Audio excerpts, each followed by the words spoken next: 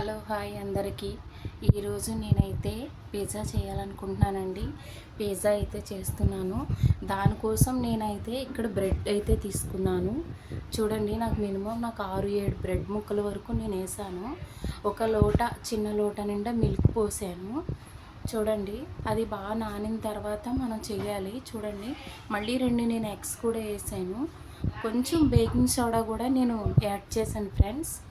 ఎందుకంటే baking soda వేయడం వల్ల ఇంకా మనకి స్మూత్నెస్ వస్తుంది, మెత్తగా వస్తుంది. పిజ్జా అనేది గట్టిగా ఉండదు.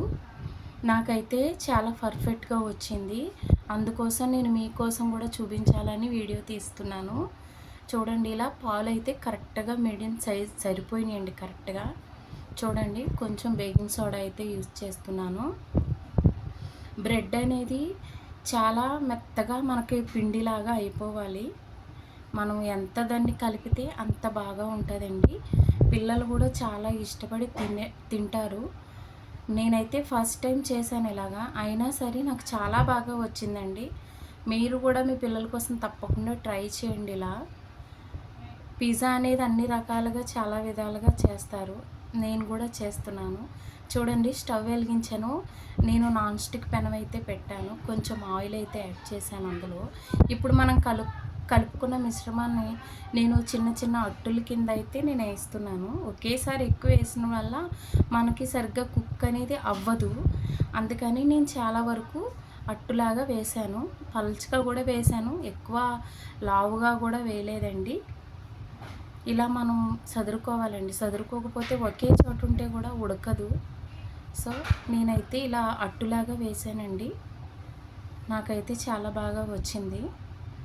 చూడండి, ఒకవైపు మనం బాగా కాల్చుకోవాలి, రెండో వైపు మనం పెట్టేసేయాలి, కుకింగ్ కోసం పెట్టేయాలి. చూడండి, నాకైతే ఇలా చాలా బాగా కుదిరింది. ఇంకా అంతకు మించి నేను ఇందులో అయితే ఏమీ యాడ్ చేయలేదండి. అదిగో చూసారా నాకు ఎలా వచ్చిందో. అదిగో ఇలా కలపాలి మనం. ఒక సైడు దాన్ని సిమ్లో పెట్టుకోవాలి, మనం సిమ్లో పెట్టి కాల్చాలి.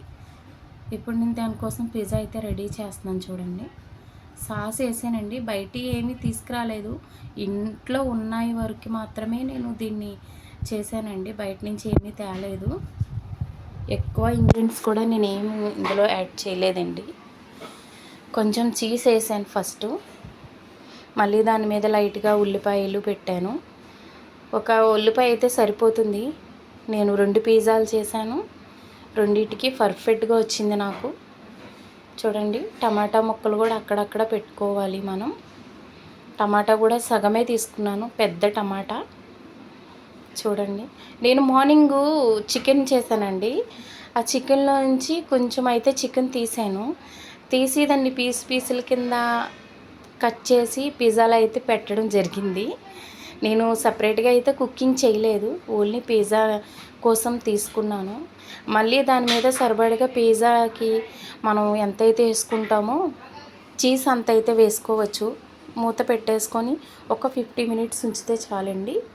50 మినిట్స్ తర్వాత చూసారా నాకు ఎలా వచ్చిందో. నాకైతే చాలా పర్ఫెక్ట్గా వచ్చిందండి. మీరు కూడా తప్పకుండా ట్రై చేయండి ఫ్రెండ్స్. పిల్లలకు కూడా చేసి పెట్టండి, చాలా ఇష్టపడి తింటారు. బయట ఫుడ్ కన్నా మనం ఇంట్లో చేసి పెట్టిన ఫుడ్ అయితే చాలా ఇష్టపడి తింటారు. ఆరోగ్యం కూడా మనం బయట నుంచి తెప్పించే కన్నా ఇంట్లోనే చేసి పెట్టండి పిల్లలకి ఏదైనా కానీ. నాకు ఎంత వర్క్ ఉన్నా, ఎంత పని ఉన్నా నేను ఇంట్లో అయితే తప్పకుండా చేస్తానండి. చూసారా, నాకైతే బాగా పర్ఫెక్ట్గా వచ్చింది. మీరు కూడా తప్పకుండా ట్రై చేయండి. మీకు నచ్చితే లైక్ చేయండి, షేర్ చేయండి, తప్పకుండా సబ్స్క్రైబ్ అయితే చేయండి ఫ్రెండ్స్. ఓకే ఫ్రెండ్స్, అందరికీ బాయ్.